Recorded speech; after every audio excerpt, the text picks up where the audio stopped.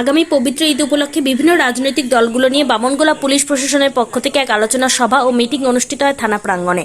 আগামী 17 তারিখ মুসলিম সম্প্রদায়ের পবিত্র ঈদ রয়েছে, তাই শনিবার বামনগোলা ব্লকের বিভিন্ন রাজনৈতিক দলের কর্মীদের ও বিভিন্ন মুসলিম সম্প্রদায়ের লোকেদের নিয়ে থানা প্রাঙ্গণে এক আলোচনা সভা অনুষ্ঠিত হয়। সেদিন যাতে সকল সাধারণ মানুষের শান্তিপূর্ণ বজায় রাখা যায় সেই সব বিষয় নিয়ে আলোচনা করা হয়। তারই পাশাপাশি পুলিশ প্রশাসনের পক্ষ থেকে বিভিন্ন এলাকায় যাতে অপ্রীতিকর ঘটনা না ঘটে সেজন্য পর্যাপ্ত পরিমাণ পুলিশ মোতায়েন করা হবে বলে জানানো হয় প্রশাসনের পক্ষ থেকে। আরেকটা কিছু জানার সেটা হচ্ছে 17 তারিখে আমাদের সেটা হচ্ছে আবার জামতলা মাদ্রাসায় থেকে কেউ এসছেন?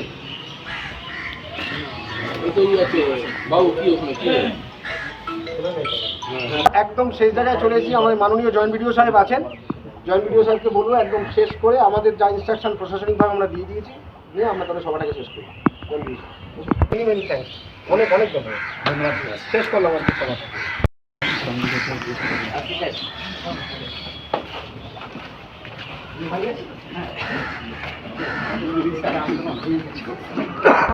আমরা আজকে আমাদের বামনগোলা থানায় সর্বদলীয় একটা মিটিং, বিভিন্ন রাজনৈতিক দল সহ যে মুসলিম সমাজের যারা প্রতিনিধিত্ব আছেন সবাইকে নিয়ে বামনগোলা ব্লকে আগামী 17 তারিখ পবিত্র ঈদুল জোহা উৎসব, মুসলিমদের পরব যে পালন হবে, এই পরবকে কেন্দ্র করেই কুরবানির যে পরব তাকে কেন্দ্র করেই আজকে আমাদের থানায় সবাইকে নিয়ে বসা। আগামী 17 তারিখে যাতে কোনো রকম অপ্রীতিকর ঘটনা না ঘটে, যেমন আমাদের মুখ্যমন্ত্রী মমতা বন্দ্যোপাধ্যায় বলেন ধর্ম যার যার উৎসব সবার, যেহেতু কুরবানি উৎসব, এখানে পশু হত্যা হয়। আমাদের এই এলাকা এবং আমাদের ভারতবর্ষের রাজনৈতিক যা পরিস্থিতি এখন, এতদিন আমরা ধর্ম নিয়ে যার যার ধর্ম সেভাবেই আমরা চলেছি, এখনও চলছি, কিন্তু এক শ্রেণীর লোক এটাকে নিয়ে বিভিন্ন রকম অপপ্রচার করছে।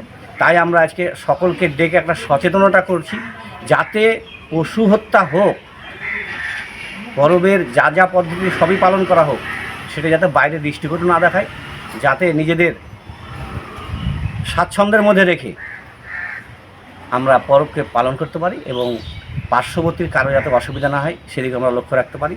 এদিকে সচেতন করার জন্যই আজকে মিটিং। আপনার নাম ও পরিচয়? আমার নাম অশোক সরকার।